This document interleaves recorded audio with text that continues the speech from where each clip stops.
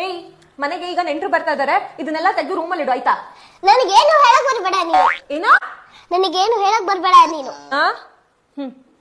9 ತಿಂಗಳು ಕಷ್ಟಪಟ್ಟು ಹೊತ್ತಿದ್ದಕ್ಕೂ ಸಾರ್ಥಕ ಆಯ್ತು. ಏನ್ ಕಷ್ಟಪಟ್ಟಿದ್ಯಾ ನೀನು? 9 ತಿಂಗಳಿಗೆ ಏನ್ ಕಷ್ಟಪಟ್ಟಿದ್ಯಾ? ಕಷ್ಟಪಟ್ಟಿದ್ರೆ ನಾನು. ನಿನ್ನ ಹೊಟ್ಟೆಲೆ ಕಟ್ಲು ಇತ್ತು ಗೊತ್ತಾ? ಅಲ್ಲಿ ಭಯ ಪಡ್ಕೊಂಡಿದ್ದ ನಾನು. ನೀನ್ ಮಾತ್ರ ಆರಾಮಾಗಿ ಮನೆಯಲ್ಲಿ ಚೆನ್ನಾಗಿ ಲೈಟ್ ಹಾಕೊಂಡಿದ್ದೆ.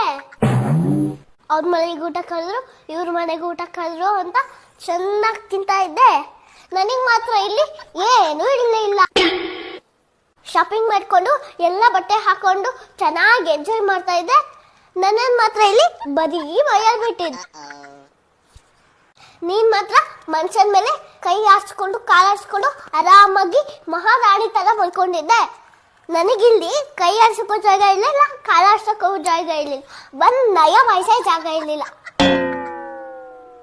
9 ತಿಂಗಳು ಕಷ್ಟಪಟ್ಟಿದ್ದೆ ನಾನು. ಇನ್ನೊಂದ್ಸತಿ ಏನಾದ್ರು 9 ತಿಂಗಳು ಕಷ್ಟಪಟ್ಟಿದ್ದು ಅಂದ್ರೆ ನಾನು ಏನ್ ಮಾಡ್ತೀನೋ ನನಗೇ ಗೊತ್ತಿಲ್ಲ.